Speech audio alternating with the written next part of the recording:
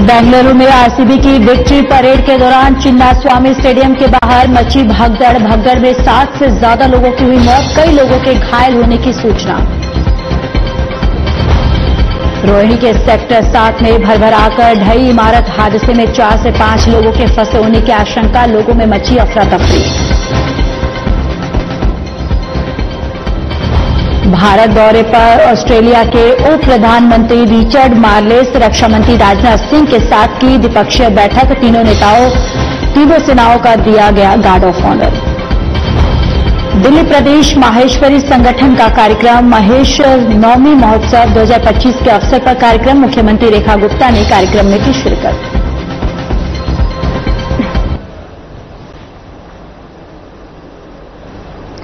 नमस्कार, बहुत स्वागत है आप सभी का। मैं हूं आपके साथ ज्योति यादव। चलिए बुलेटिन की शुरुआत करते हैं। खबर दिल्ली से है, जहां पर रोहिणी के सेक्टर 7 में भरभराकर इमारत ढही है और हादसे में 4 से 5 लोगों के फंसे होने की आशंका बताई जा रही है। इसके साथ ही लोगों में अफरा तफरी का माहौल जो है वो देखने को मिला। पूरी तरह से वहां पर अफरा तफरी मच गई। मौके पर दमकल की गाड़ियां भी मौजूद रही और ये तस्वीरें भी जहां पर ये भगदड़ की तस्वीर है। और आपको बताते चले कि यहां पर मौके पर दमकल की जो गाड़ियां हैं वो भी मौजूद रही हैं और ये तस्वीरें भी आपको दिखा रहे हैं कि किस तरीके से यहां पर भरभरा कर जो इमारत जो है वो ढही है और जिसके बाद आसपास का माहौल जो है वहां पर अफरा तफरी का माहौल जो है वो देखने को मिला। और अब ये मलबे को, जो इमारत जो ढहा है, इस मलबे को जेसीबी के माध्यम से हटाया जा रहा है। और ये तस्वीरें भी, जब ये घटना घटी उसके बाद तुरंत दमकल विभाग को इसकी सूचना दी गई। मौके पर दमकल विभाग पहुंचा और अभी इस वक्त की ये तस्वीर आप तक साझा कर रहे हैं, जहां पर जेसीबी के माध्यम से ये जो मलबा ढहा है उसको यहां पर हटाया जा रहा है।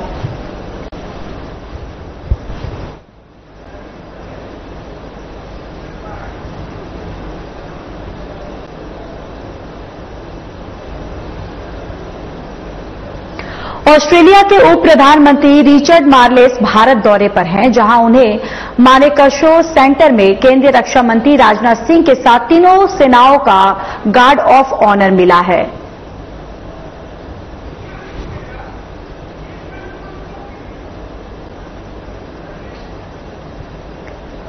तो देखिए, तीनों सेनाओं का गार्ड ऑफ ऑनर जो है वो दिया गया है और यहां पर रक्षा मंत्री राजनाथ सिंह भी मौजूद है। आपको बताते चले कि अमेरिका के उपराष्ट्रपति जो है, उप प्रधानमंत्री जो है वो पहुंचे हैं और जिसके बाद रक्षा मंत्री राजनाथ सिंह से उन्होंने मुलाकात की है। ये मुलाकात की तस्वीर है, जहां पर तीनों सेनाओं को गार्ड ऑफ ऑनर जो है वो भी दिया गया है।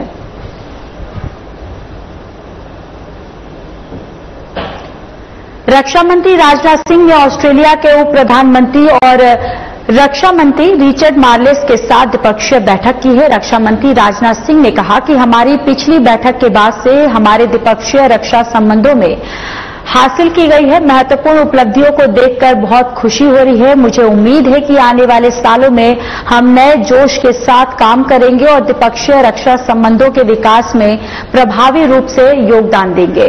भारत ऑस्ट्रेलिया रक्षा और सुरक्षा सहयोग को मजबूत करने में आपकी व्यक्तिगत प्रतिबद्धता और नेतृत्व के कारण पिछले 3 सालों में द्विपक्षीय रक्षा सहयोग हमारी व्यापक रणनीतिक साझेदारी है और इसके साथ ही एक महत्वपूर्ण स्तंभ के रूप में भी उभरा है।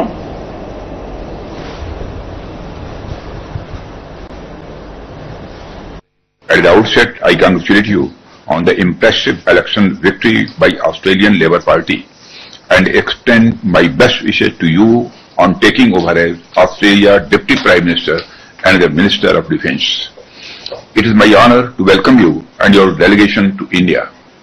I fondly recall our meeting in November 2023 in New Delhi, followed by our tele-conversation in July 2024.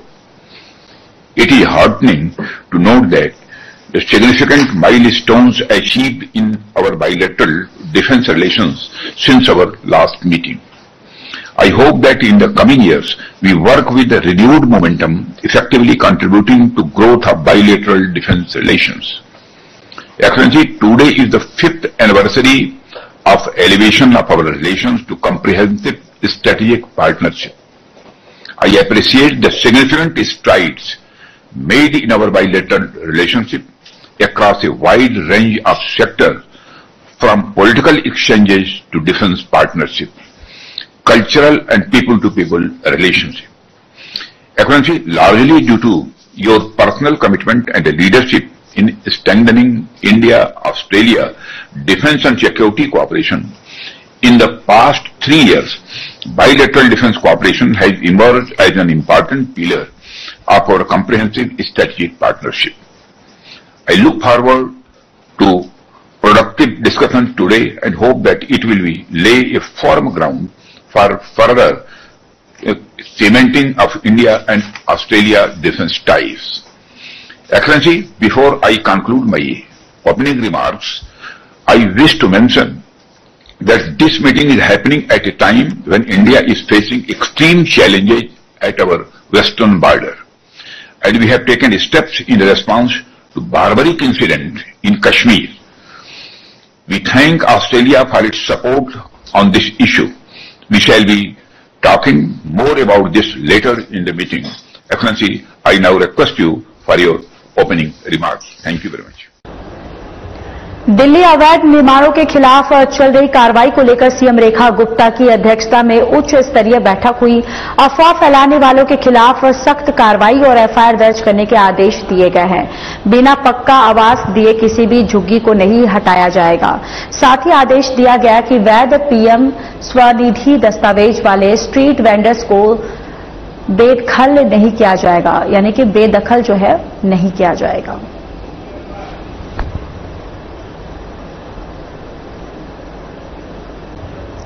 Delhi सरकार ने प्रदूषण को कम करने के लिए कई कदम उठाए हैं। 1 नवंबर 2025 से दिल्ली में प्रवेश करने वाले वाहनों को BS6 और CNG या इलेक्ट्रिक वाहन होना अनिवार्य होगा। इसके अलावा दिल्ली की सीमाओं और पेट्रोल पंपों पर ANPR कैमरे लगाए जाएंगे, जो पुराने वाहनों की पहचान करेंगे और उन्हें रोकेंगे।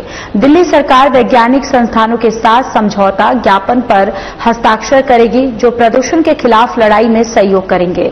IIT कानपुर के साथ समझौता ज्ञापन पर हस्ताक्षर किया गया है, जो क्लाउड सीडिंग और कृत्रिम वर्षा पर आधारित है, और इसे पायलट प्रोजेक्ट के रूप में शुरू करने की मंजूरी दी गई है। के साथ साथ जो करने जा रहे हैं, तो दिल्ली की जितने एंट्री पॉइंट है, इस पे हम ANPR यानी automatic number plate registration recognition कैमरे लगाएंगे, जो कि एंड ऑफ लाइफ व्हीकल को पहचान पाएंगे, और जैसे ही वो व्हीकल इन कैमरास की रेंज में आएगा तो पता चल पाएगा कि ये व्हीकल जो है pollution creating end of life vehicle है, तो तुरंत उन्हें ट्रेस करके उन्हें रोका जाएगा। सभी पेट्रोल पंप्स पे भी ये वाले कैमरे लगेंगे, ANPR वाले ANPR कैमरास लगेंगे, और पेट्रोल पंप से भी एंड ऑफ लाइफ व्हीकल को हम ट्रेस कर पाएंगे।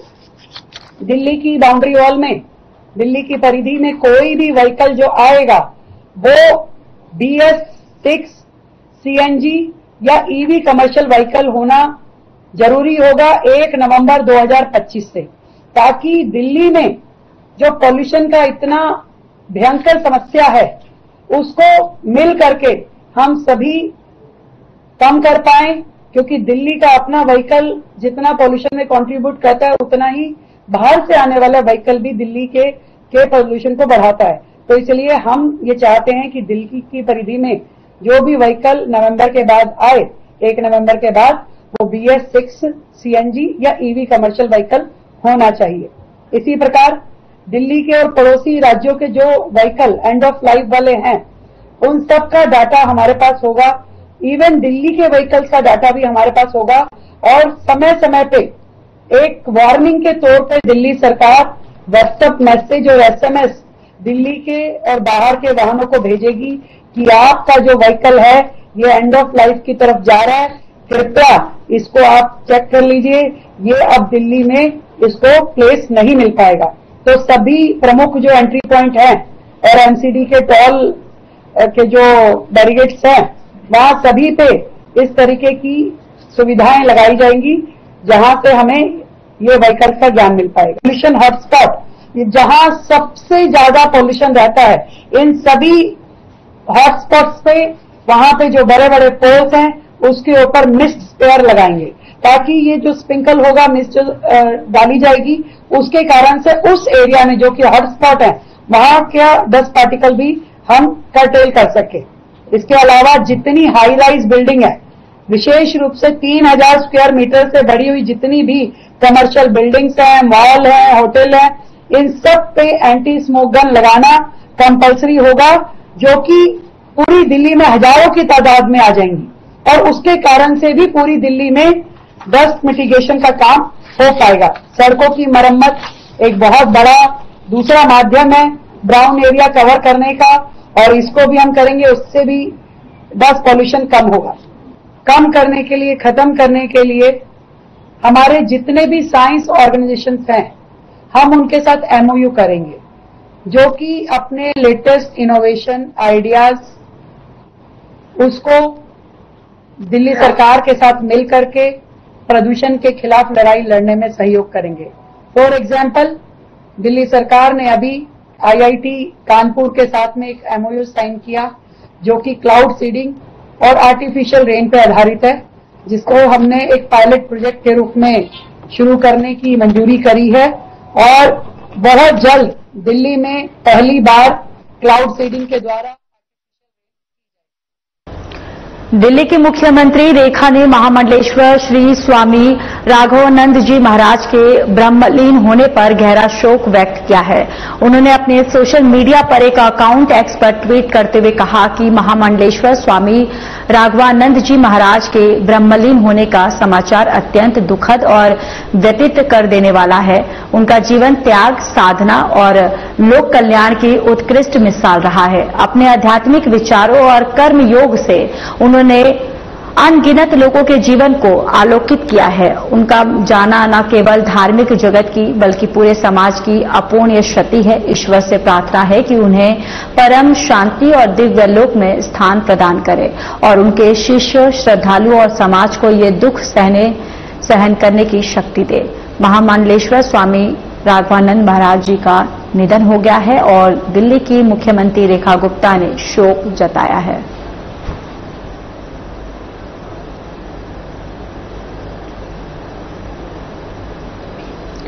दिल्ली की मुख्यमंत्री रेखा ने महेश नवमी महोत्सव 2025 के अवसर पर दिल्ली प्रदेश माहेश्वरी संगठन आयोजित कार्यक्रम में हिस्सा लिया।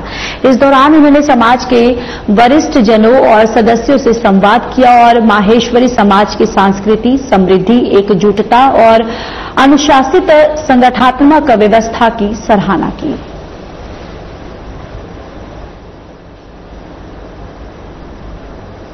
दिल्ली की सीएम रेखा गुप्ता और उपराज्यपाल विनय कुमार सक्सेना ने केंद्रीय मंत्री नितिन गडकरी के साथ बैठक की है। बैठक में दिल्ली के सभी लोकसभा सांसद और मंत्री प्रवेश वर्मा, मनजिंदर सिंह सिरसा और पंकज सिंह भी मौजूद रहे।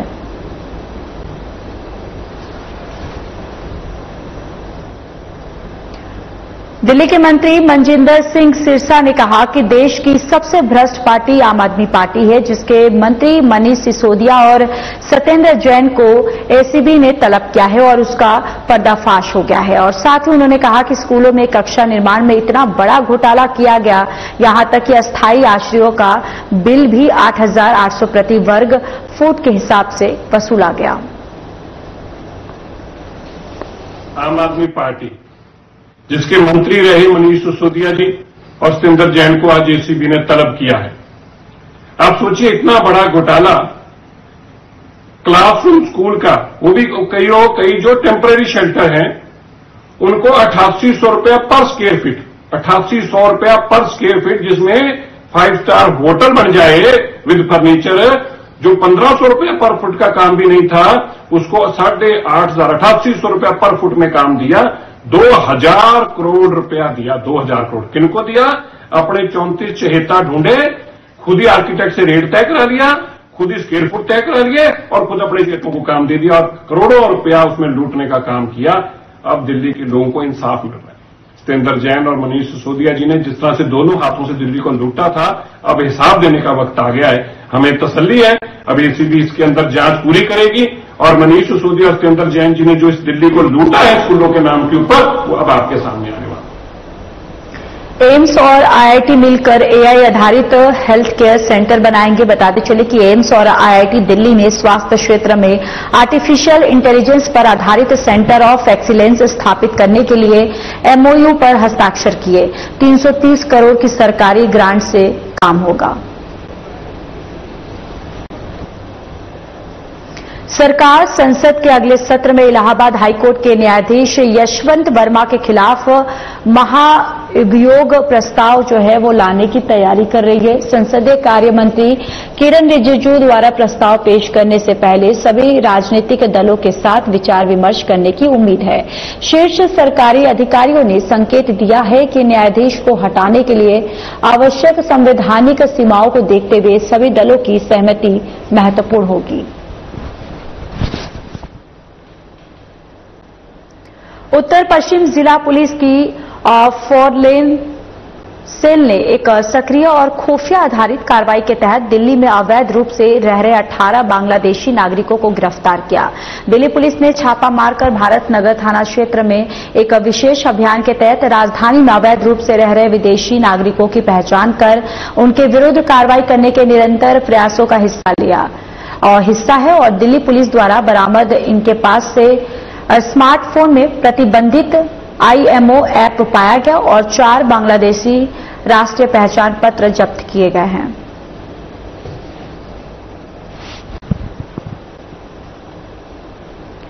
खबर रोहिणी से है, जहां दिल्ली पुलिस की स्पेशल सेल और बदमाश के बीच मुठभेड़ हुई और इस मुठभेड़ में स्पेशल सेल की टीम ने एनकाउंटर के बाद एक बदमाश को गिरफ्तार कर लिया। मिली जानकारी के अनुसार बदमाश हिमांशु भाऊ गैंग से जुड़ा हुआ है और आरोपी का नाम दीपक बताया जा रहा है। आरोपी रोहतक में हुई एक हत्या की वारदात में शामिल था। मुठभेड़ के दौरान बदमाश के पैर में गोली लगी, जिसके बाद पुलिस ने उसे जिला अस्पताल में भर्ती करवाया है।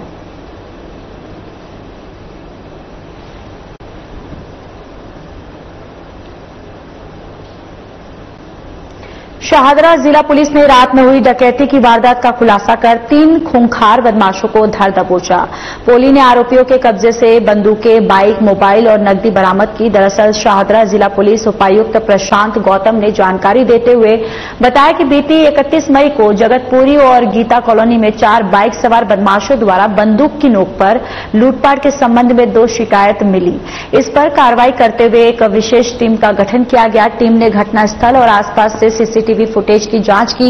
सीसीटीवी फुटेज की जांच के बाद टीम ने पाया कि बदमाशों ने अपराध में एक ड्यूक बाइक और एक डोमिनार बाइक का इस्तेमाल किया था। टीम ने अपने लोकल इनपुट का सहारा लिया और एक सूचना पर संदिग्ध व्यक्तियों की पहचान की गई और उसी रात उनके पते की भी पुष्टि हो गई। इसके बाद टीम ने जाल बिछाया और 3 हमलावरों को शारिक, शब्बीर उर्फ अफीम, फहीम और सौरभ उर्फ मनोज ए मिक्की को सफलतापूर्वक गिरफ्तार कर लिया। शाहदरा जिले में हमें पीएस जगतपुरी में एक रॉबरी की कॉल मिली थी। ये हमको मिली थी 31/5/25 को करीब 12:30 बजे सुबह के टाइम में, यानी कि इंटरवेनिंग नाइट 30 तारीख और 31 तारीख की नाइट को हमको ये कॉल मिली थी रॉबरी की। इसमें इस कॉल के अंदर यह था कि 4 व्यक्तियों ने मिलकर एक व्यक्ति को रोककर उससे 18,000 रुपए और उसका मोबाइल छीन लिया और उसके तुरंत बाद हमको एक कॉल और मिलती है जहां पर यही लोग एक दूसरे इंसिडेंट को अंजाम देते हैं थाना गीता कॉलोनी के अंदर। वहां पर ये एक मोबाइल छीन लेते हैं एक व्यक्ति के साथ। तुरंत हमारी टीम्स को हम एक्टिवेट करते हैं और जांच में लग जाते हैं। जांच में लगने के बाद खबर दिल्ली से है, जहां बीजेपी के राज्यसभा सांसद सुधांशु त्रिवेदी ने एक बयान में सरकार का पक्ष रखते हुए कहा कि अमेरिकी राष्ट्रपति के बयान के मुद्दे पर सरकार की कई बार स्पष्ट किया है, यानी कि सरकार ने कई बार स्पष्ट किया है कि कोई तीसरा पक्ष मध्यस्थता नहीं कर रहा था और अगर वे यह मानना चाहते हैं कि अगर अमेरिकी राष्ट्रपति जो कुछ भी कह रहे थे वो सही है तो उसमें उन्होंने परमाणु संघर्ष का भी उल्लेख किया है। अमेरिकी राष्ट्रपति डोनाल्ड ट्रंप के अनुसार वह कह रहे हैं कि उन्होंने परमाणु संघर्ष को टाला है, जिसका भारत सरकार और विदेश मंत्रालय ने स्पष्ट रूप से खंडन किया है। फिर उस स्थिति में आप पूरे बयान को स्वीकार करने के लिए तैयार नहीं हैं। भारत के द्वारा भेजे गए संयुक्त संसदीय दल में तमाम विपक्षी दलों के सांसद, जिसमें कांग्रेस के सांसद भी हैं, वो दुनिया के भिन्न भिन्न देशों में भारत के पक्ष को गंभीरता के साथ और पूरे राष्ट्र की एकजुटता के साथ रखकर वापस आ रहे हैं। और दूसरी तरफ कांग्रेस के स्वघोषित स्वनामधन्य सर्वकालीन सर्वोच्च नेता और नेता प्रतिपक्ष राहुल गांधी जी निहायत ही ओछी, स्तरहीन बातें कर कर यह विश्व को बता रहे हैं कि नेता प्रतिपक्ष का पद पाने के बाद भी उनके अंदर गंभीरता और नेता प्रतिपक्ष की परिपक्वता का घोर अभाव है। मित्रों, यह विषय सिर्फ उनकी अपरिपक्वता का नहीं है, विषय उससे कहीं गंभीर है। राहुल गांधी जी ने जिस प्रकार से हमारी सेना के द्वारा दिखाए गए अप्रतिम शौर्य और सेना के अधिकारियों द्वारा, जिसमें director general military operation, director general air operation, director general navy operations थे, उन्होंने जिस तरीके से ऑपरेशन सिंदूर की सफलता का विवरण दिया है, उसको सरेंडर से तुलना करना यह दर्शाता है कि यह मानसिकता कितनी रोगी और कितनी खतरनाक हो चुकी है। मुझे इस बात पर आश्चर्य हो रहा है कि अभी तक कांग्रेस के नेता पाकिस्तानी मीडिया में सुर्खियां बटोरने में लगे हुए थे, पाकिस्तानी संसद में उनके बयान कोट किए जा रहे थे। राहुल गांधी जी का नाम तो और बयान तो भारत के विरुद्ध पाकिस्तान अपने डोजियर में यूज कर चुका है, परंतु पहली बार राहुल गांधी जी ने ऐसा बयान दिया है जो पाकिस्तान के सेना प्रमुख ने भी नहीं बोला, पाकिस्तान के किसी आतंकी संगठन ने भी नहीं बोला, मौलाना मसूद अजहर ने भी नहीं बोला और हाफिज सईद ने भी नहीं बोला। इसमें से किसी ने यह शब्द नहीं बोला है कि भारत ने सरेंडर किया है, बल्कि उन लोगों ने अपनी अपनी तकलीफों का इजहार गाहे बगाहे किया है। अगर इसके बाद ये बोल रहे हैं तो मैं पूछना चाहता हूं, क्या आप उन नेताओं से एक कदम आगे जाना चाह रहे हैं? यानी अभी तक तो आप पाकिस्तान के लोगों को, पाकिस्तानी सेना और पाकिस्तान के आतंकी संगठनों को कवर फायर देते थे, अब उनके सिरमौर भरने की कोशिश कर रहे हैं। एक हिंदी में कहावत होती है, नया मुल्ला प्याज ज्यादा खाता है, मगर यहां गैर मुल्ला इस कदर प्याज खाने में लगा हुआ है कि उसे लग ही नहीं रहा है कि यह देश के स्वाभिमान और सेना के शौर्य और सेना का कितना भीषण अपमान कर रहा है। मैं पूछना चाहता हूं, वैसे राहुल गांधी जी की बुद्धिमत्ता और विवेकशीलता पर आप सभी लोग परिचित हैं। मात्र 1 वर्ष पहले की बात है, आज 4 जून है। 4 जून को चुनाव परिणाम आए थे। तीसरे अटेम्प्ट में 3 अंक न पाने को, जिसको अद्भुत सफलता नजर आ रही हो और पटाखे फोड़ने शुरू कर दिए हो, और तीसरी बार प्रधानमंत्री बनने पर जिसको पराजय नजर आ रही हो, उसकी कितनी समझ है और उसका कितना। चलिए, इस बुलेटिन में इतना ही। नमस्कार।